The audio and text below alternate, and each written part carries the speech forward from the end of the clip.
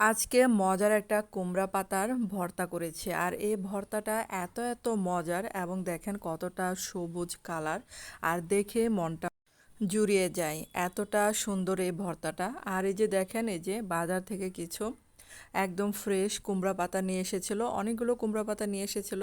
তো ভাবলাম যে আজকে একটু ভর্তার রেসিপি করি। আর আমার চ্যানেলে যদি আপনারা নতুন হয়ে থাকেন চ্যানেলটাকে সাবস্ক্রাইব করে পাশে থাকার অনুরোধ রইল, সাথে একটা বেল আইকনটা আছে সেটা ক্লিক করে রেখে দেবেন, তাহলে যখনই আমি ভিডিও আপলোড দিব আর নোটিফিকেশন চলে যাবে আপনাদের কাছে। তো এখানে যে কুমড়ো পাতা ধুয়ে আমি পরিষ্কার করে নিয়েছিলাম, তারপর কড়াইতে একটু পানি দিয়েছিলাম আর কুমড়া পাতাগুলো একটু ছিঁড়ে ছিঁড়ে দিচ্ছি।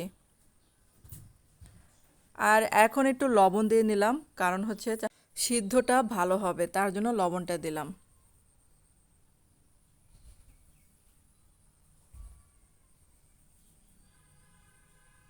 তো এটা কিন্তু সিদ্ধ হয়ে গেছে, এখন কিন্তু এটা নামিয়ে ফেলবো।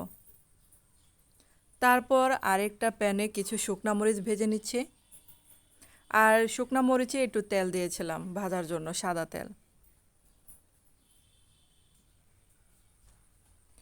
তো শুকনা মরিচগুলো ভাজা হয়ে গেছে, এগুলো এখন নামিয়ে ফেলছি। তারপর শাকগুলো একটু ঠান্ডা করে এখন এই যে পানি চিপে নিচ্ছি।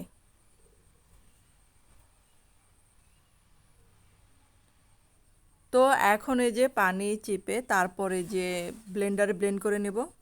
আর চাইলে এখানে শিলপাটায় বেটে নিতে পারেন। এখন এই যে একটা প্লেটে শুকনা মরিচ নিচ্ছি।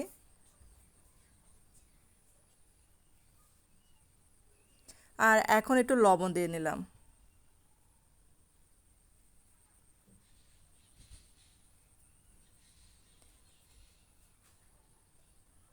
আর এখানে আমি কাঁচা পেঁয়াজ দিয়েছি, কারণ কাঁচা পেঁয়াজ দিলে মানে ভর্তার আসল স্বাদটা পাওয়া যায়। তো এখন এই যে একটু সরিষার তেল দিলাম। এখন এই যে ব্লেন্ড করা শাকটা দিয়ে দিলাম।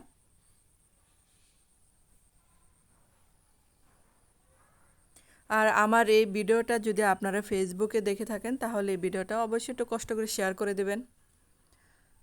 তো ভর্তাটা যে মাখানো শেষ, এখন হচ্ছে গরম গরম ভাতের সাথে খাওয়ার পালা।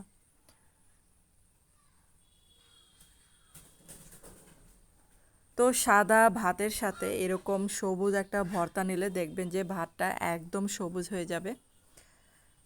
আর এটা দেখতে যতটা সুন্দর ততটা খেতে কিন্তু মজা।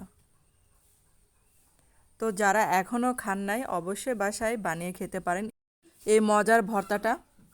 তো কেমন হলো অবশ্যই কমেন্ট করে জানাবেন এবং পরবর্তী ভিডিও দেখার জন্য আমন্ত্রণ রইল। ধন্যবাদ সবাইকে।